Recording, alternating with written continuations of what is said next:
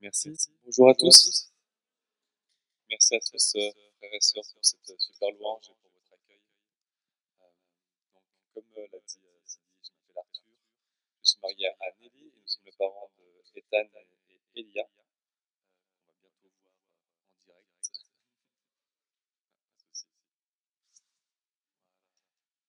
Donc voilà. Donc, comme vous pouvez voir en photo, mon épouse Nelly, Ethan en haut à gauche et notre fille Elia. On les verra un peu mieux à la fin. Pour le prochain diapo, nous sommes membres de l'Assemblée du Cèdre à Nyon et nous cheminons avec Frontières depuis 2019 dans une formation qui a à cœur de partager l'Évangile au peuple lointain, au peuple musulman précisément. Alors, il y a maintenant 6 ans, lors d'un voyage en Afrique que je faisais pour mes formations infirmières à Djibouti, j'ai été confronté de plein fouet avec le peuple musulman, avec des questions, parce que, vous voyez, je porte la barbe, et que la première interrogation, c'est est-ce que tu vas à la mosquée? Et puis, je leur ai dit, bah non, désolé, je suis chrétien parce que vous n'avez pas encore reçu la formation de Frontières. Et puis, ils ont beaucoup de questions sur les chrétiens, ils ont beaucoup de questions sur la foi, sur la spiritualité. Et en fait, en parallèle de ce temps, Nelly était à l'école de Startup Ministry et elle avait la visite de Frontières. Et moi qui avais des questions de la part des musulmans, elle commençait à avoir une part de réponse par Frontières. On s'est dit, tiens, c'est intéressant, cette formation pour les musulmans, comment parler aux musulmans, parce qu'en fait, finalement, on n'avait jamais réfléchi jusque-là. Et moi, j'étais confronté à la pratique et elle recevait la théorie. Et en rentrant, on a commencé à s'intéresser. Et au fur et à mesure qu'on a prolongé cette formation, comment partager l'évangile, comment partager le message de la grâce aux musulmans, un souhait, une vision a été déposée sur nos cœurs. Parce qu'à Djibouti, il y avait énormément d'enfants des rues. Énormément d'enfants des rues qui étaient musulmans, ou qui avaient des parents musulmans, ou qui vivaient dans un contexte musulman. Et là, on s'est dit, on a à cœur l'humanitaire, je suis infirmier, elle est de formation assistante infirmière, elle a fait de la théologie pratique, et on a à cœur d'aider ces enfants des rues. Et on a à cœur de partager aux musulmans. Et là, dans la prière, on commence à recevoir un premier soin des enfants des rues. Et en 2022, on se rend sur le terrain. Et finalement, il y a beaucoup d'enfants des rues. Et beaucoup de femmes mineures, entre 12 et 16 ans, qui ont un enfant. Et là, on se dit, l'urgence, ce n'est pas seulement les enfants des rues, c'est ces jeunes mères mineures avec leurs enfants. Et on remet ce sujet-là en prière, et on reçoit une pleine paix, une pleine conviction que c'est ça notre cible. Alors qu'on avait d'autres projets en Afrique de l'Ouest, beaucoup plus tropical, beaucoup plus chaleureux, avec des amis, des connaissances qu'on avait au Cameroun, en Côte d'Ivoire. On s'est dit, ces projets nous plaisent vraiment à 100%, mais on n'a pas la paix de Dieu. Et ça, on ne peut pas lutter contre. Et on reçoit la paix dans les bidonvilles de Djibouti, à un moment qui, humainement parlant, tous vos signaux sont rouges. Nelly qui avait peur des chiens, il y avait des chiens errants partout. Moi qui avais peur en tant qu'infirmier, je voyais des enfants pieds nus avec des plaies aux pieds qui se baladaient en marchant dans les flaques des égouts qui ruisselaient. Mais on arrive au bout de ces trucs-là, et l'un et l'autre, on se regarde et on dit, j'ai la paix. Et toi aussi, j'ai la paix. Et alors on dit, bon, on remet encore ça en prière. Et on dit, non, on a cette paix-là. Et donc c'était en 2022, et pendant l'année qui a suivi, on a remis ce sujet-là à nos leaders, et on dit, si tu as la paix, c'est que tu dois y aller. Et on est parti pour Djibouti. Mais avant d'aller à Djibouti, on a fait des escales. On a fait une escale d'abord de 6 mois en Afrique du Sud, puis de 1 mois au Bénin. Et ensuite, on est arrivé à Djibouti en 2024. Vous allez me dire, pourquoi vous avez fait ça? Pourquoi un voyage aussi long, qui a pris autant de temps? Mais je vous expliquer la cause. Premièrement, c'est que, étant d'origine française, vous pouvez savoir que les Français n'ont pas un très bon niveau d'anglais. Et j'avais vraiment besoin d'être formé à l'anglais. Nelly avait un bon niveau, et pour travailler dans le monde des ONG, pour travailler dans le monde de l'humanitaire, pour travailler dans le monde de la mission, on a besoin d'avoir un bon niveau d'anglais. Et c'était primordial pour nous de nous former. Et avec une partie de nos fonds propres, on a investi ces 6 mois en Afrique du Sud. Et ça a vraiment été un temps béni. Premièrement, on était dans une classe. Alors là, on ne le voit pas trop dans cette partie de la classe, où on reçoit notre diplôme à la fin. Mais on est arrivé pendant un temps, en fait, c'était des vacances scolaires aux Émirats arabes. et se retrouver dans une classe avec que des musulmans. Donc, pendant 6 mois, on a appris l'anglais et on a commencé à tester un peu nos formations frontières et à partager l'évangile avec les jeunes. Et il y a 2 jeunes avec qui j'ai pu partager l'évangile qui ont eu une base de semences. Maintenant, je prie pour eux de temps en temps, j'échange. Mais on a eu un temps d'échange vraiment sur la parole qui était très fort et c'était un temps béni. Ensuite, on a fréquenté une église pendant ces 6 mois où on apprenait l'anglais. L'église Jubilee Church à Cape Town. Et dans cette église, il y avait une clinique privée qui avait été montée par une missionnaire de cette église. Et on peut le voir en haut, c'est cette médecin-là qui est en train de prier pour cette petite fille. En haut, le staff avec qui on priait chaque matin avant de commencer les soins, on partageait un verset, les challenges personnels et les challenges également que rencontraient les patients, les réfugiés qu'on rencontrait. Parce que à Cape Town, il y a énormément de réfugiés qui viennent de la Zanzibar, qui viennent du Mozambique, qui viennent du Congo. Et du coup, nous, étant francophones, on pouvait plus échanger avec la population congolaise. Il faut savoir qu'à cause des conflits, il y a plus de 1 million de Congolais qui sont à Cape Town aujourd'hui. C'est vraiment impressionnant. Ça représente presque un quart de la population aujourd'hui à Cape Town. Et pour le témoignage, cette petite fille qu'on voit en haut à gauche était anorexique parce qu'elle avait perdu des membres de sa famille. Elle arrivait dans un pays où elle ne parlait pas la langue.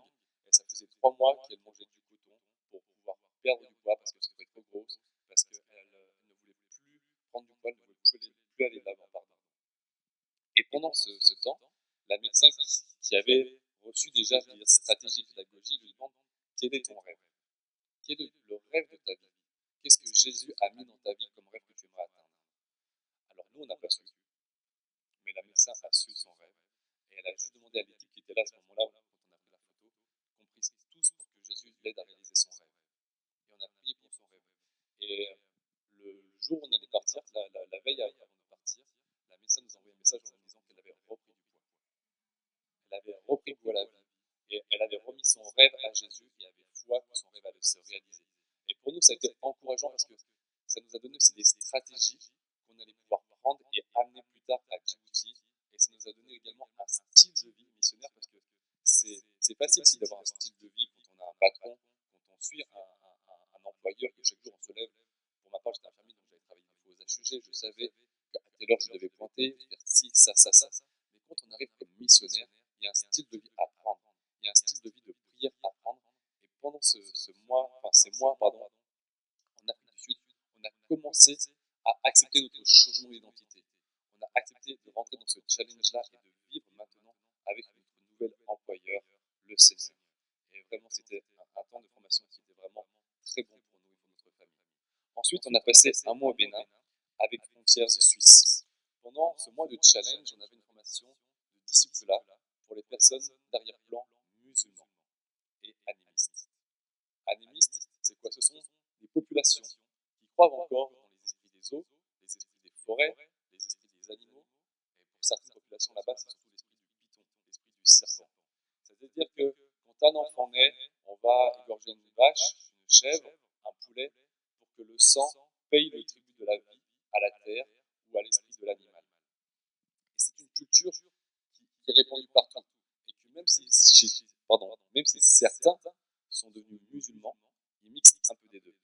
Donc ils vont faire les 5 prières pour l'islam, en direction de la Mecque, en priant Allah et le prophète, mais en même temps, ils ont une peur que l'esprit de la terre leur demande le paiement, et s'ils ne l'ont pas payé, c'est lui qui rendra leurs enfants malades, c'est lui qui les rendra malades, et c'est lui qui bénira le champ, et c'est lui qui fera payer le prix aux voisins qui leur posent des problèmes. Donc c'était vraiment très théorique chaque matin. On avait des temps de prière le matin en équipe, on avait des temps de prière avec la population locale qui était également en formation, et après on se rendait sur le terrain. Et comme vous voyez, cette dame-là, c'est un temps qu'on a vécu qui était très fort avec notre équipe. On va voir cette dame, on lui partage l'évangile, on nous avait expliqué une stratégie très simple à comprendre, à base de dessins sur la terre, on lui expliquait l'importance du sacrifice, l'importance aussi qu'il y avait eu le premier péché avec Adam et Ève, et le message de la grâce de Jésus.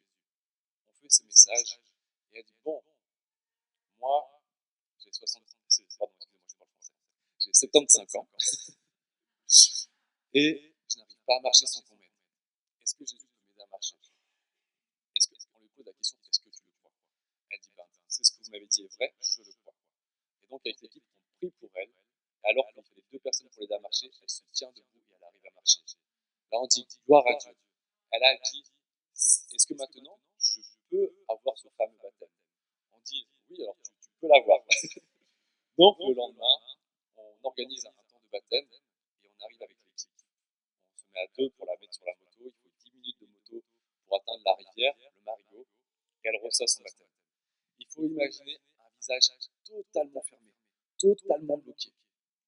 Au moment où elle rentre dans l'eau, on la baptise, elle sort de l'eau, son visage est relâché, elle se met à sourire, elle est remplie de joie, elle crie, elle chante, et elle dit, s'il vous plaît, rebaptisez-moi.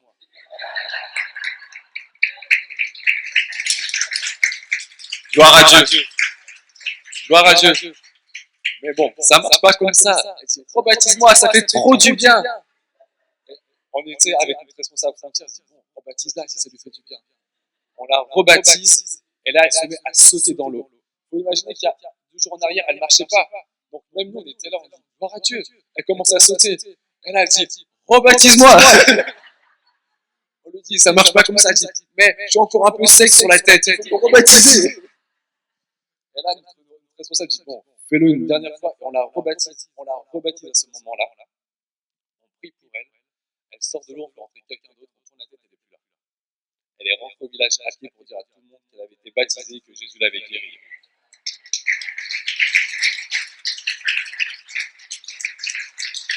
Gloire à Dieu. Gloire à Dieu. C'était un temps, on est passé de la théorie à la pratique. Et même si on avait vécu des temps avec Mélie, des temps où on était en mission séparément, c'est la première fois qu'on le vivait non seulement en couple, mais en famille, et où en plus on voyait vraiment Dieu agir. On le voyait agir concrètement. Et puis c'était pas nous qui agissions, c'était le Saint-Esprit, et on était remplis de ça, et on le vivait avec d'autres missionnaires. Et on a pu vivre aussi des temps avec nos enfants. Pour donner aussi un témoignage, pendant ce temps-là, on a vu notre enfant, Ethan, pendant ces temps de baptême, la semaine des temps de baptême, il y a eu énormément de cauchemars dans toutes les équipes. Pendant les nuits, il y a eu des cauchemars. Il y a eu, pour vous dire aussi, à un moment des termites qui sont sortis de dessous les meubles où on logeait, qui ont commencé à envahir les couloirs. Et puis on a commencé à prier contre ces choses qui se passaient. Et notre fils, pendant ce temps-là, a son œil qui se met à gonfler. Et vraiment, l'œil à moitié fermé comme ça. Étant infirmier d'abord, j'ai primé sur le médical. On met de la glace, on rince l'œil.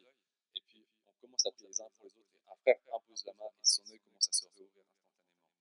Et là, on s'est rendu compte vraiment de la puissance aussi du combat spirituel. Si on a conscience des miracles, il faut aussi avoir conscience de l'opposition spirituelle. Et là, on était vraiment dans ce cas pratique. Et on savait qu'on vivait ce temps-là, parce qu'après, on allait passer dans un autre temps où cette pratique-là n'allait pas pouvoir s'exprimer de la même manière à Djibouti. À Djibouti, on y est arrivé en août 2024. Il faut savoir qu'avant de se rendre sur le terrain missionnaire, une des demandes de frontières, d'après nous avoir formés, c'est de faire notre testament. Alors, c'est pas pour vous choquer, mais c'est pour vous faire prendre conscience. On a ce risque, en tant que missionnaire, de peut-être ne jamais revenir. Et de la même manière qu'on s'est engagé dans le mariage avec mon épouse, qu'on s'est formé, on a dit de toute façon, rien ne nous appartient, tout appartient au Seigneur. Donc, on te remet ce baptême, on te remet ce projet, on te remet tous les besoins qu'on a en tant que famille, et on sait que tu vas pourvoir. Et c'est une réalité. On a des collègues qui sont arrivés sur le terrain, pour vous donner également un témoignage. Ils arrivent sur le terrain le mardi. Le vendredi, chez nous, c'est le jour de l'église, c'est le jour férié pour ce pays qui a de culture musulmane.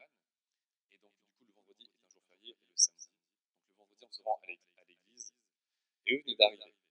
Le mardi, ils prennent un taxi le vendredi pour aller à l'église. Ils disent, pose-nous en bas de la rue de telle avenue.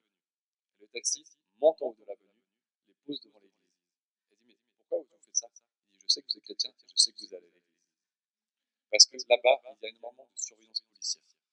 Donc, tout ce qu'on fait est surveillé. Tout ce qu'on peut dire sur les téléphones est surveillé. Et donc, on se doit d'être très prudent.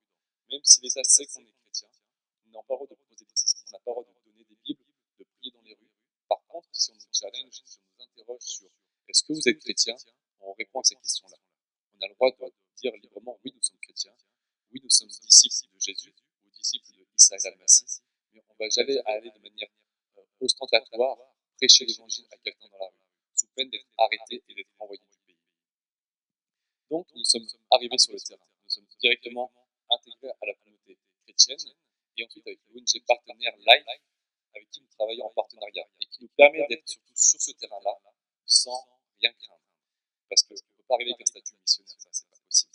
Et eux nous donnent un statut de travailleur humanitaire qui nous permet de pouvoir travailler sur le terrain en toute sécurité. Vous pouvez voir aussi nos collègues en bas avec qui nous allons prier dans les rues. Tous les premiers mardis du mois, nous nous rendons dans les rues de Djibouti et nous prions avec nos collègues. On ne va pas prier directement pour les gens, mais on prie dans les quartiers, dans les rues, on prie pour que des personnes soient disposées un jour à recevoir la parole de notre Seigneur.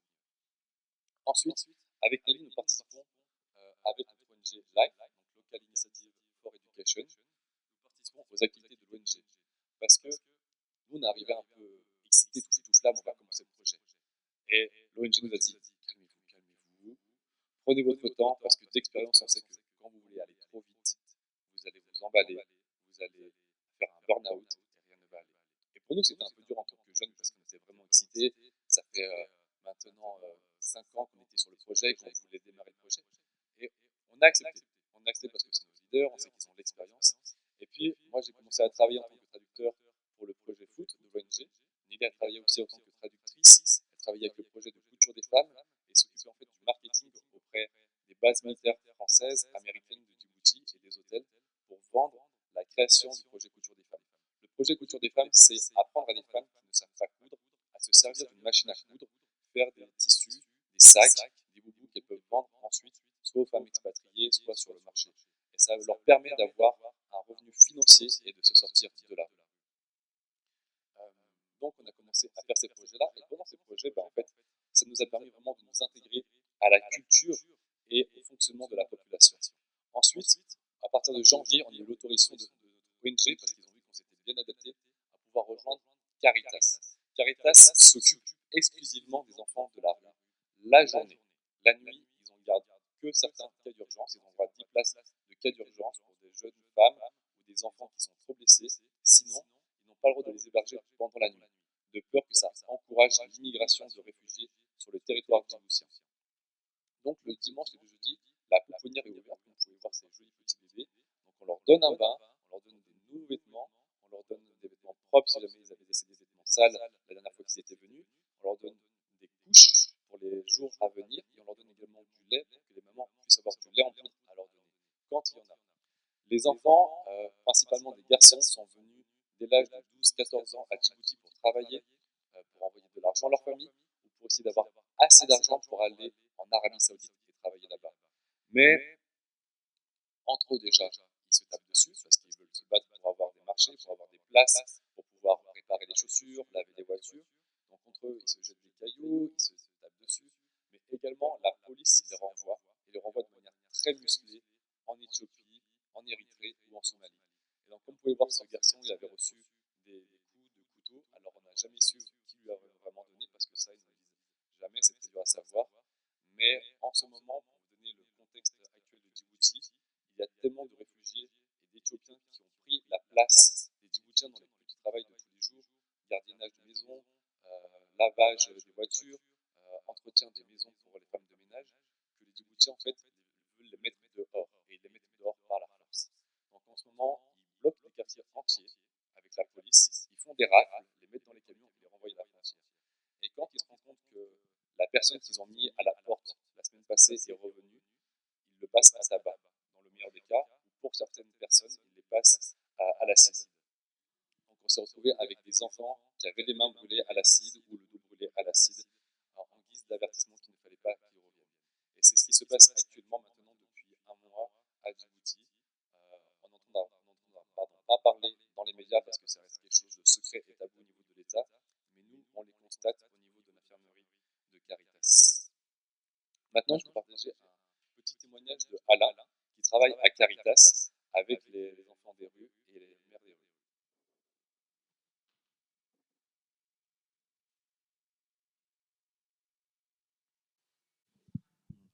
Donc voilà, comme l'expliquait Alain dans cette vidéo, il expliquait que les enfants, en fait, aujourd'hui, n'ont pas de structure, ils sont là depuis plusieurs générations. Euh, donc aujourd'hui, on s'occupe des troisième, quatrième générations d'enfants des rues. Euh, donc les mères sont arrivées, elles ont vu des enfants dans les rues de Djibouti, issus de viols de passeurs, de militaires, de prostitution, leurs enfants subissent la même chose, leurs petits-enfants subissent la même chose et leurs petits-petits-enfants subissent la même chose. Et l'étude de Caritas et de l'équipe d'Alain, c'est que pour enrayer ce système-là, la nécessité d'avoir un foyer est importante. Parce que ces filles-là, ayant eu un enfant, ne peuvent pas revenir dans leur pays. Parce qu'ils reviennent avec un enfant de la honte, un enfant du viol, un enfant de l'abus. Elles ne peuvent pas revenir dans ces conditions-là. Et puis en plus, elles reviennent sans argent. On les a envoyées chercher de l'argent et tu reviens sans argent avec un enfant à charge alors que la famille a déjà des problèmes. Pour elles, ce n'est pas possible. Mais la création d'un foyer avec des personnes qui les accompagnent, qui les éduquent à s'occuper d'un enfant, de l'éduquer, de le laver, de l'amener à l'école. Caritas offre une école, comme le dit Alain dans sa vidéo, on l'entend pas forcément bien, mais ils offrent une école, une éducation, une alphabétisation pour leur apprendre un métier, apprendre l'électricité pour certains, avec un partenariat avec l'église, apprendre la couture pour les femmes, apprendre à vendre la nourriture sur le marché. Ils ont cette possibilité-là de formation et ça, c'est quelque chose que nous, on veut mettre en place. Donc, la création d'un foyer d'accueil de jour et de nuit. Ce sera un lieu de sécurité pour une dizaine de mères avec leurs enfants, leur permettant déjà d'avoir un lieu où dormir, un lieu où elles peuvent poser leurs affaires, un lieu où pendant la nuit elles ne risqueront pas de se faire agresser d'une manière ou d'une autre. Avec le partenariat de Caritas, eux ont l'expérience, eux ont les dossiers de ces filles-là, eux ont déjà des filles qui sont là, qui sont régulières, qui viennent laver le centre, qui participent à la vie du centre et ils peuvent nous adresser des candidatures sûres et vraiment bien encadrées. Également, l'ONG qui sera avec nous, c'est Multiplying Up, qui accompagne pour les traumatismes psychologiques que ces filles ont pu subir. Quand vous avez traversé le désert pendant un mois et subi des diverses agressions physiques ou mentales, il y a besoin vraiment d'une reconstruction. Donc, cette ONG pourrait nous aider à travailler sur l'accompagnement psychologique et mental de ces jeunes filles et de leurs enfants. Mais également, notre ONG Life, eux, pourraient nous aider à équiper déjà le centre, donc nous fournir du matériel, car c'est aussi une de leurs responsabilités, et contactent différents organismes à travers le monde, récupèrent des dons, des moustiquaires, des lits, des chaussures, donc on pourrait déjà avoir une source d'équipement avec eux. Et avec d'autres ONG et également l'église locale, on pourrait former ces filles à un métier, les rendre autonomes financièrement et les aider à sortir de leur misère et de leur situation de femmes de rue et enfin arrêter cet héritage qu'elles ont en ce moment de vivre dans les rues, de vivre dans la maltraitance ici à Djibouti. Donc, pour ça, je l'ai déjà parlé. Donc voilà, voilà ce qu'on a fait depuis que nous sommes partis, voilà ce que nous avons fait depuis un an et demi. Aujourd'hui, nous avons repéré suffisamment sur le terrain les circonstances, nous nous sommes adaptés à la culture, à la situation locale, aux acteurs locaux avec qui nous allons travailler. Et aujourd'hui, vraiment, nous avons cette possibilité d'ouvrir le centre. Le dossier va être présenté à la rentrée prochaine avec l'accord de nos ONG avec qui nous allons travailler et nous allons pouvoir œuvrer avec eux pour pouvoir aller de l'avant et on espère avoir l'accord du gouvernement pour nous autoriser à ouvrir ce foyer de jour comme de nuit. Ce sera le premier du genre à Djibouti qui donnera cette sécurité de nuit aux femmes. Donc je vous remercie vraiment pour vos prières tout au long de cette mission. Merci pour vos soutiens parce que on ne se rend pas compte, mais des messages qu'on peut recevoir à certains moments en tant qu'ouvrier sur le terrain, ça peut tomber à pic à un moment où vous ne pensez pas. On a reçu des messages à des moments où c'était compliqué pour nous en tant que famille, en tant qu'ouvrier sur le terrain. Et des fois, on reçoit des messages d'encouragement qui tombent à pic. Pour un témoignage aussi, au moment où nous nous sommes arrivés à Djibouti, on a fait tous les papiers pour les bourses scolaires des enfants. On avait tout préparé et le consulat dit non, non, parce que vous avez changé de pays, donc vous êtes français à l'étranger, mais plus d'Afrique du Sud. Vous êtes français à l'étranger de Djibouti, pardon. Donc, il faut refaire tout votre dossier. Et donc là, plus de bourses scolaires pour les enfants. Et on prend un temps de prière parce que là, on était complètement désemparés. Et on reçoit un email de votre église qui nous fait un don vraiment qui tombe à pic. Et on se dit qu'il ne tombe pas à pic pour rien. C'est vraiment le Seigneur qui répond à une prière. Et pour vous dire qu'il voilà, y a des attentions, des messages qui vous sont des fois semés dans votre cœur le matin ou dans votre esprit. Et ce n'est pas pour rien. C'est peut-être pour une personne de votre famille, c'est peut-être pour votre voisin, pour un collègue de boulot. Mais si le Seigneur vous a donné ça à un moment donné, c'est qu'il y a quelque chose derrière. Et nous, on a reçu plein de temps comme ça, où des fois on avait besoin d'encouragement, et on a reçu des paroles d'encouragement qui nous ont vraiment fait du bien. J'aimerais également vous partager ce verset de Jean 4, 36, 37. Celui qui moissonne reçoit un salaire, et il amasse des fruits pour la vie éternelle, afin que celui qui sème et celui qui moissonne se réjouissent ensemble. Car ici, ce qui est vrai, c'est que l'un sème, l'autre moissonne. Ce que nous, on a pu voir pendant l'Afrique du Sud, le Bénin, ou même nos premiers temps à Djibouti, c'est des choses qu'on partage avec vous parce que par votre soutien, par vos prières, vous rendez cela possible. Et on ne peut pas être sur le terrain si on n'a pas d'église derrière nous. On ne peut pas être sur le terrain s'il n'y a pas des gens qui prient pour nous. On ne peut pas être sur le terrain s'il n'y a pas des gens qui parlent de nous autour d'eux pour nous encourager et pour nous soutenir. Et donc, quand il y a une vie qui est gagnée, vous aussi, vous la gagnez avec nous. C'est pas parce que nous, on est sur le terrain qu'on la gagne. Déjà, c'est le Saint-Esprit qui la gagne, mais on la gagne en famille, on la gagne en équipe, on la gagne en tant qu'enfant de Dieu, tous ensemble. Et dans cet esprit-là, j'aimerais vous partager également Jita. Jita qui est d'origine somalienne, qui a grandi à Djibouti. Il a rencontré une missionnaire américaine et avec le peu d'anglais qu'il a, il a reçu le Seigneur il y a 5 ans. Il y a 2 ans, il a fait le baptême, mais en faisant le baptême, il a été rejeté de sa famille, de sa communauté, parce que tout le monde a su qu'il était chrétien. On l'a chassé de sa famille, il a vécu dans la rue pendant 1 an, et quand des membres de notre ONG qui parlent plus ou moins français ont eu conscience de ça, ils ont essayé de l'accompagner le mieux possible, et quand nous on arrive, on dit «Ah c'est super, tu parles français, tu vas pouvoir parler avec lui». Et aujourd'hui, il se réjouit parce qu'on a des temps ensemble d'échange de la Bible, où il a pu enfin échanger son témoignage à un autre frère en Christ en français, alors qu'il n'avait jamais eu l'occasion. Et là, il a vraiment à cœur de pouvoir le partager à d'autres personnes qui parlent le français et de pouvoir même intégrer l'église locale chrétienne, chose qu'il n'a jamais fait avant de peur de la persécution et de peur de ne pas être compris également de la population chrétienne de Djibouti. Et donc, quand on a fait ça et qu'on a su qu'il était à la rue, avec l'ONG, on s'est mobilisé et on l'a aidé à louer une maison et qui était plus ou moins en ruine. Et donc là, vous pouvez voir sur la photo, on l'a aidé à construire le toit de sa maison. Et un autre frère en Christ, du coup, l'a rejoint dans cette maison. Et aujourd'hui, ils sont 2 jeunes Somaliens qui ont reçu Christ et qui vivent dans cette maison à Djibouti. Et ça aussi, ça montre que voilà, ça a été une semence d'une Américaine. C'est un collègue néerlandais qu'il a rencontré ensuite, qui l'a aidé à faire son baptême. Et aujourd'hui, ben, moi, je partage des temps de prière avec lui. Donc, en fait, c'est ça aussi, il faut se rendre compte, la mission. C'est qu'il y a quelqu'un qui va retourner la terre, l'autre qui va semer la graine, l'autre qui va l'arroser, l'autre qui va moissonner. On ne sait pas à quel moment on va intervenir, mais on intervient tous dans cette moisson-là. On y participe tous, de près ou de loin. Et vraiment, merci parce que nous, on a pu vivre ça grâce à vous, mais c'est aussi vous qui le vivez à travers nous. Et vraiment, merci pour vos prières et vos encouragements. Merci.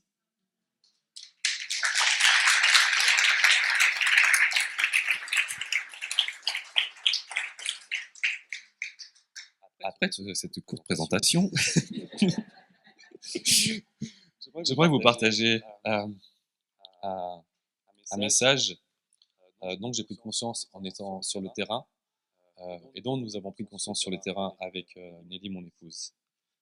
Le fait d'être une nouvelle créature en Christ et d'avoir une nouvelle mission. J'ai pris conscience de ça déjà un peu avant de partir, mais en étant sur le terrain, je suis vraiment rentré dans un espace nouveau. Dans 2 Corinthiens 5,17, on peut lire « Si quelqu'un est en Christ, il est une nouvelle créature. Les choses anciennes sont passées. Voici, toutes choses sont devenues nouvelles. » Si quelqu'un est en Christ, il est une nouvelle créature. Les choses anciennes sont passées. Voici, toutes choses sont devenues nouvelles. Je ne sais pas combien de fois j'ai entendu ce verset, mais il a fallu un moment pour que ça fasse un déclic en moi. Je pense que ça a commencé à faire un déclic en moi quand j'ai commencé à assumer que j'étais chrétien dans les services où j'allais travailler en tant qu'infirmier, où j'ai assumé que je jeûnais, où j'ai assumé que certaines paroles, certains échanges, certaines phrases ne coïncidaient plus avec ma valeur, avec mon identité en Christ. Et en fait, là où ça m'a choqué, c'est que quand j'ai assumé ça, et ben en fait, au lieu de recevoir du rejet, d'abord j'ai reçu des interrogations, et puis en fait, j'ai commencé à avoir des collègues qui elles-mêmes étaient chrétiennes et n'assumaient pas d'être chrétiennes. Et qui là se sont dit, mais toi aussi t'es chrétien? Ah, moi aussi. Mais comment tu vis ta foi? Et en fait, d'un seul coup, ça a fait un déclic en moi de me dire, mais en fait, on se cache, on n'assume pas, alors que notre devoir, c'est d'assumer qui nous sommes. C'est aussi partager ce message et de nous encourager les uns les autres. Mais c'est seulement en partant en mission que j'ai vécu une nouvelle saison vraiment intense. dans mon identité en Christ. Ça fait maintenant 1 an et demi qu'on est sur le terrain. On a quitté notre famille, on a quitté nos amis, nos habitudes. Ça a été un challenge, mais en passant par l'Afrique du Sud, le Bénin, on s'est rendu compte vraiment de notre identité en Christ. On s'est rendu compte aussi de la famille qu'on avait en Christ. Combien de fois on a rencontré des gens, c'est le plus fort en mission, c'est qu'on rencontre des gens à l'autre bout du monde, qui connaît quelqu'un, qui connaît quelqu'un, qui connaît quelqu'un que vous connaissez. On a croisé des gens en Afrique du Sud qui venaient du Cèdre. On a croisé des gens qui étaient passés par votre assemblée. Même avant de partir, j'ai soigné une patiente qui fréquentait votre assemblée et qui m'a dit « J'ai appris que tu partes en mission. » Mais comment tu l'as su? J'ai dit « Le monde est petit. » Mais moi, ça m'a encouragé en me disant « En fait, notre monde est petit, mais en même temps, si on n'assume pas qui on est, bah, personne ne sait qui on est. » Les musulmans, c'est simple pour se reconnaître entre eux dans la rue. Ils ont un style vestimentaire, ils se bénissent au nom d'Allah, mais nous, on est là, on a un peu peur, on est un peu craintif des fois d'assumer qui nous sommes. Mais finalement, en mission, on était là, on dit, bah, de toute façon, on est là, on n'a plus le choix. Et puis, si le Seigneur a permis ça, c'est que là, on doit complètement assumer. Et si ben, jamais on a des soucis, on doit rentrer, c'est que le Seigneur l'aura voulu. Et déjà, ça a un peu changé notre vision des choses en se disant, maintenant, on va assumer à 100% et on va aller dedans. Et ce matin, j'aimerais vous dire que nous avons la grâce de vivre dans un pays en Suisse où on n'a pas de persécution, mais on a seulement nos peurs. Et rappelez-vous une chose, c'est que quand Israël était face aux Philistins, face à Goliath, pendant 40 jours et 40 nuits, est-ce que les Philistins ont attaqué? Est-ce que Goliath a attaqué alors que c'était un géant de 3 mètres, donc en un coup, il pouvait balayer je ne sais pas combien de soldats d'Israël? Non, mais ils ont seulement fait peur. La peur vient de l'ennemi. Mais l'ennemi lui-même sait qu'il ne pouvait pas approcher parce que Dieu était avec cette armée. Nous avons le Seigneur avec nous. Nous avons le Saint-Esprit en nous. Nous sommes des nouvelles créatures et nous sommes appelés à amener la vérité. La peur est un mensonge. La peur est une émotion. Et nous sommes appelés à dominer sur cette émotion. Vivre en mission, c'est vivre aussi avec une part d'inconnu, de nous exposer aux différences des autres et à nos propres différences à nous-mêmes. Nous sommes venus avec un rêve à Djibouti, ouvrir ce foyer pour les jeunes mères mineures dans les rues. Et les gens savent que nous sommes chrétiens. Et ils attendent de nous un certain comportement. Parce que dès du moment que tu dis que tu es chrétien, il faut savoir que dans ces pays-là, il y a un grand cliché. Oui, vous êtes chrétien, mais regarde Neymar, il est chrétien, il va en boîte de nuit, et puis il couche avec plein de filles. Ouais, mais il est chrétien, mais comme toi, tu peux être musulman, et forcément, tu n'es pas toujours un musulman 100% saint, on va dire, sans vouloir t'enfoncer. Il dit non, c'est vrai que tous les hommes font du péché. Je lui dis c'est vrai. Et pour nous, en tant que chrétiens, c'est pareil. Je veux dire, moi, je suis un disciple de Issa al-Masih, de Jésus le Messie, parce que dire qu'on est chrétien, chrétien, ça fait penser directement à colon, colonisation, croisade. Et c'est tout de suite ostentatoire. Donc, je me présente à Djibouti dans un contexte musulman en tant que disciple d'Issa al-Masih. Et comme je le dis, nous sommes des serviteurs de Dieu. Et personne n'est sans faute et sans péché, à part Issa al-Masih, comme c'est indiqué dans le Coran. Et souvent, c'est des choses que eux n'ont pas conscience et qui leur fait un peu un tilt dans la tête. Mais tu as lu le Coran? Ben oui, comme toi, tu peux lire la Bible parce que c'est marqué dans le Coran. Et ça, c'est des choses que eux, ils ignorent, mais ça les challenge un peu, des fois, ça leur fait du bien. Et quand vous faites ça, ce qui est vraiment beau à voir, c'est qu'il y a une interrogation dans leurs yeux, parce que généralement, j'ai des sourates, donc je cite la sourate, et je dis, va vérifier, et si tu as une question, pose la question à ton imam, si ce que j'ai dit est faux, et si c'est faux, alors je m'excuse. Mais je pense que le Coran est un livre saint, comme le Coran dit que la Torah, l'évangile sont des livres saints, et que tu dois les questionner.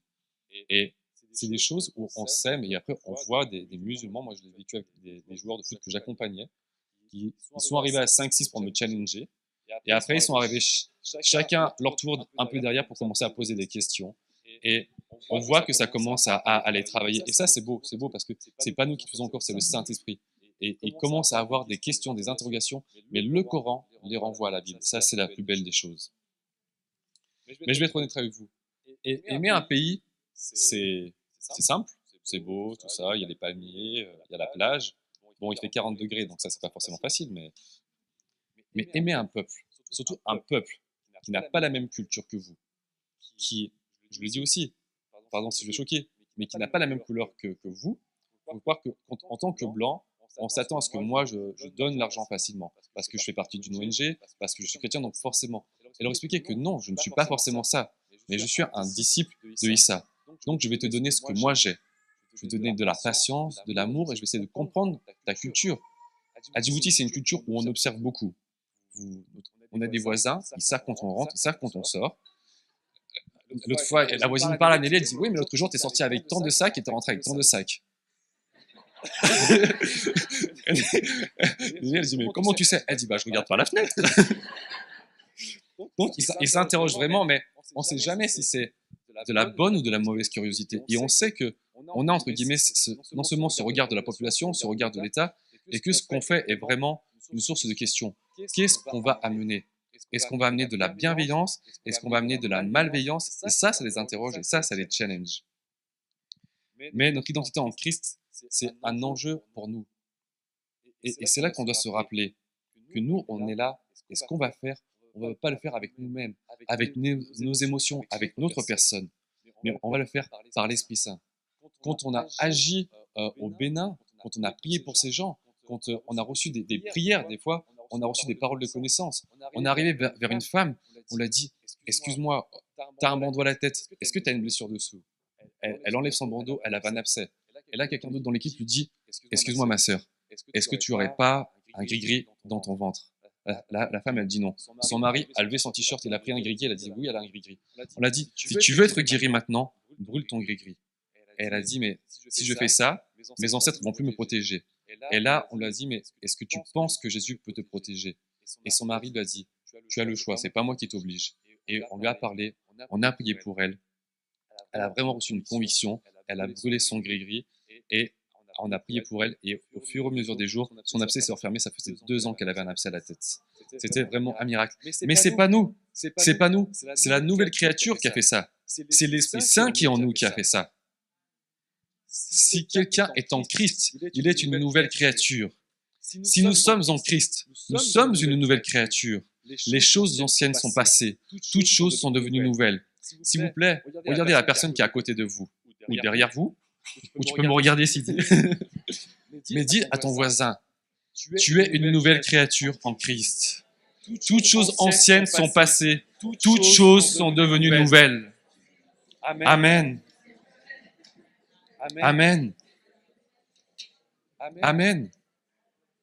Et être une nouvelle créature, c'est pas seulement que ce verset, que ce magnifique slogan qu'on partage avec Paul, mais c'est aussi être chargé d'une responsabilité. On a une responsabilité. Nous sommes un courrier, nous sommes une lettre vivante. On a un message à apporter à notre prochain, à notre voisin. Peut-être à quelqu'un de notre famille qui des fois même est en Christ, mais n'a même pas conscience qu'il est une nouvelle créature, qu'il a cette autorité. On a cette responsabilité de donner ce message à un frère, à une sœur. Tu es une nouvelle créature. Tu n'as pas à avoir peur. Christ est à tes côtés. Et dans chaque combat, il va te donner la force et le caractère de dominer les esprits, de dominer les maladies, de dominer cette émotion qui à ce moment-là nous surcharge. Vous dire, on est passé par toutes les émotions avant de partir. On s'est même posé la question d'abandonner parce que tout était au rouge. Mais Dieu a pourvu, Dieu a répondu à nos prières, il nous a accompagnés. Et je pense qu'il vous accompagne tous. Je suis sûr que si on vous posait la question maintenant, vous avez tous un témoignage de ce mois qui vient de passer, de cette semaine qui vient de passer où le Seigneur a agi pour vous.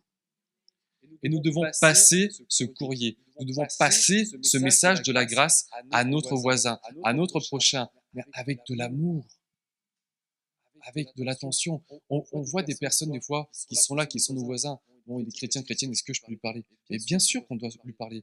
Bien sûr qu'on doit s'interroger à cette personne qu'on côtoie chaque jour. Comment tu vas? Est-ce que tu es heureuse? Tu es musulman? Ah, c'est super. J'aimerais en savoir plus sur ta foi. Parce que je ne pense pas que ce que j'entends à la télé, c'est vrai.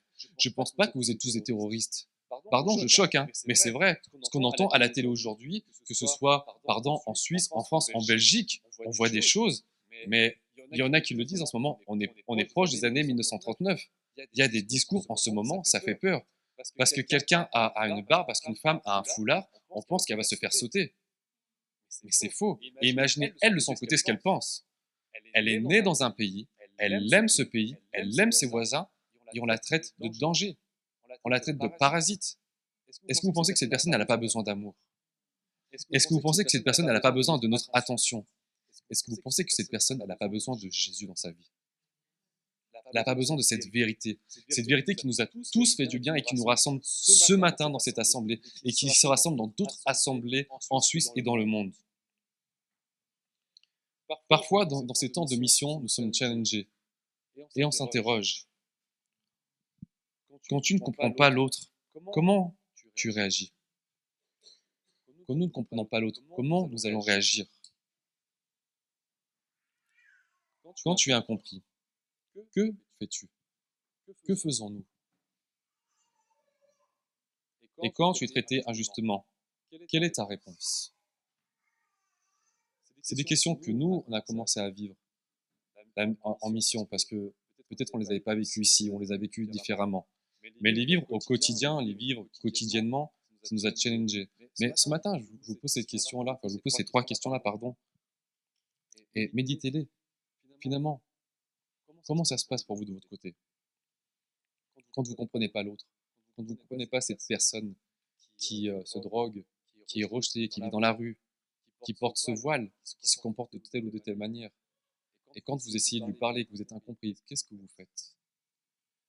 Comment on peut agir? Ces questions sont devenues des miroirs pour nous euh, sur le terrain. On les partage avec d'autres missionnaires qui ont ces mêmes challenges. Et vraiment, d'avoir des frères et sœurs avec qui en parler sur le terrain et même à l'extérieur du terrain, c'est important. Parce que finalement, si ces challenges en tant que chrétiens, on ne se les partage pas, on les garde pour nous. Mais en parler, c'est déjà une solution. En parler, c'est déjà se dire, en posant cette question à toi, mon frère, ma sœur, même moi, je commence à trouver un semblant de réponse. Et cette réponse-là, c'est aussi dans la prière qu'on les trouve. C'est dans la prière qu'on se fortifie. C'est dans la prière qu'on s'interroge avec le Seigneur. Seigneur, je ne comprends pas cet homme. Comment je peux aller vers lui? Comment je peux lui parler? Eh bien déjà, tu as une première réponse. Va déjà vers lui, va déjà lui parler. Interroge-toi. Et dans ta parole, Jésus, il n'est jamais allé manger dans les temples. Il n'est jamais allé vers ceux qui étaient dans le plus haut grade dans l'église, mais il est toujours allé vers ceux qui étaient rejetés. Les collecteurs d'impôts, les prostituées, les femmes adultères. C'est dans la prière qu'on a pu vivre des temps forts au Bénin. C'est dans la prière qu'on a pu vivre des temps forts, dans des temps même d'évangélisation, ici à Genève, où j'ai pu en vivre avec des membres de votre paroisse. C'est dans la prière qu'on se fortifie. C'est dans la prière qu'on fortifie notre nouvelle identité en Christ. L'Esprit Saint qui est en nous, on l'appelle dans ces temps de prière. On le recherche et il nous fait du bien. J'aimerais vous donner 3 clés pour grandir avec Christ ce matin avant de conclure. Aimer. Aimer même quand c'est difficile. Aimer même quand on est rejeté. Aimer même quand on ne comprend pas. Et aimer même celui qui ne nous aime pas. On nous avait lancé un challenge au début de la formation. Et c'est vrai que des fois, je ne vais pas vous dire tout le temps parce que ce serait faux, mais j'essaie de me le remettre en tête au moins une fois par an. C'est prier pendant un mois complet pour des personnes que je n'aime pas. Et c'est vrai, je dois vous dire que j'aime tout le monde, hein, mais il y a des personnes des fois qui m'énervent, des personnes qui m'agacent, des personnes qui m'ont fait du mal par le passé, et que finalement, quand je commence à me poser la question, finalement, qui c'est que j'aime pas et pourquoi je ne l'aime pas, commencer à prier pour cette personne-là. Mais aimer, c'est difficile. Et Jésus aimait tout le monde, même les gens qui l'ont persécuté. Les gens qui l'ont cloué à la croix, pardonne-leur. Vous avez envie de pardonner les gens qui vous ont fait du mal. C'est compliqué. Mais ça, c'est seulement l'Esprit Saint, la nouvelle créature en nous qui peut le faire. C'est pas nous, c'est pas nos émotions, c'est pas nos sentiments, mais c'est le Seigneur, dans son Esprit Saint, qui pourra nous aider à pardonner et à aimer. Et ça, c'est de l'obéissance. Obéir, même quand on ne comprend pas tout. Il faut dire que quand on a obéi à aller à Djibouti, on n'a pas compris. Tu n'as pas envie d'aller dans un pays où, moi-même qui ai été là-bas pendant mes 5 premières semaines, j'ai été blessé à la cuisse, je me suis retrouvé avec un abcès immense, une cicatrice qui part de là à là aujourd'hui. Je ne vais pas le montrer pour vous respecter. Mais tu pars là-bas avec 2 enfants, c'est de l'obéissance. Et combien de fois on a dû obéir, je pense que tout le monde ici a dû au moins obéir une fois au Seigneur, à quelque chose qui nous semble invraisemblable. Financièrement, ça passe pas. Si je vais voir cette personne-là, il va me rejeter. Si je fais ça, c'est sûr qu'on va se moquer de moi. Mais on a obéi et on a été surpris. et on a été béni, et la personne a été bénie. Obéir, c'est aimer, ça va vous générer des choses, comme je le partageais avec vos jeunes qui étaient super vendredi. Quand on obéit, quand on agit, quand on aime, aimer quelqu'un, saluer quelqu'un, ça va sécréter de l'endorphine. Elle va sécréter de l'endorphine. Je vais sécréter de l'endorphine. Et les gens autour vont sécréter de l'endorphine. Ça, c'est biblique et c'est scientifique, c'est prouvé. Bénir quelqu'un, ça lui fait du bien. Et ça nous fait du bien et ça fait du bien aux gens qui sont autour de nous. Et c'est ça aussi notre identité en Christ. C'est aller vers l'autre et le bénir et l'aimer. Et encore une fois, prier. Prier quand on ne comprend pas. Pour rester enraciné et recevoir la force d'avancer, la force d'obéir, la force d'aimer. Dire des fois, c'est même dur de prier. Alors des fois, peut-être ce sera la louange. Mais la louange est aussi une forme de prière. Combien de fois je suis parti au travail ou à des événements chrétiens, et on s'est dit pourquoi je suis allé dedans, pourquoi je me suis engagé, et j'ai pas envie, et tous mes voyants sont rouges.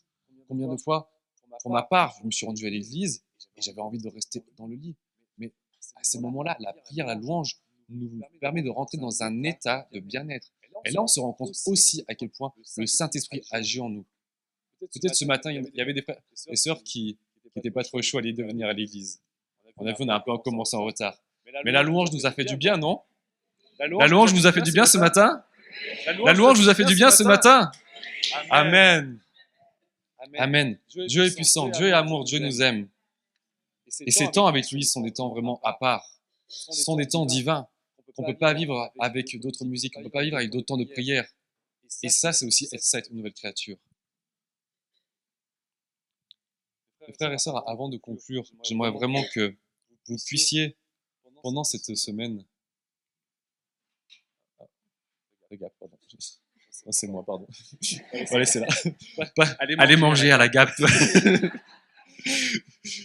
Non, pendant cette semaine, vraiment, j'aimerais que vous repensiez à ce verset, que vous repensiez à ces trois clés. Aimer, obéir et prier. Repensez que vous êtes une nouvelle créature. Repensez que vous êtes une bénédiction pour votre famille, pour votre conjoint, pour vos enfants, pour vos voisins, pour ces personnes que vous côtoyez qui ne font pas toujours du bien, pour ces personnes qui ne vous comprennent pas et pour ces personnes que vous ne comprenez pas. Et qu'on puisse, dans ces prières-là, être un seul et même corps, compris pour toutes ces personnes qu'on côtoie au quotidien, qui ne connaissent pas le Seigneur, qui ont été peut-être blessés dans des églises, qui ont peut-être été blessés par des frères et sœurs, parce que ça aussi, il y en a. Mais leur montrer que non, c'était un homme, c'était une femme, et lui-même était peut-être blessé. Mais Jésus t'aime, Jésus tient à toi, et Jésus a un message pour toi. Il te pardonne tes fautes et tes péchés. Malgré tout ce que tu fais, malgré tout ce que tu as fait, viens et sois toi aussi une nouvelle créature. On peut prier ensemble, s'il vous plaît, et j'aurai fini. Seigneur, merci pour cette nouvelle identité que tu nous donnes en Jésus-Christ. Merci parce que tu ne nous laisses pas seuls, mais tu nous accompagnes par ton esprit. Nous te demandons de continuer à nous transformer, à nous rendre capables d'aimer, d'obéir, de prier. Apprends-nous à refléter ton amour chaque jour, dans notre famille, dans notre quotidien, dans notre mission, dans notre ville, dans nos quartiers, dans notre pays, que ce soit en Suisse, à la frontière voisine ou là-bas à Djibouti. Et fais de nous des lettres vivantes, des messagers, des témoins fidèles dans ce monde qui a tant besoin de toi. Bénis mes frères et sœurs, aujourd'hui et éternellement, au nom puissant de Jésus. Amen.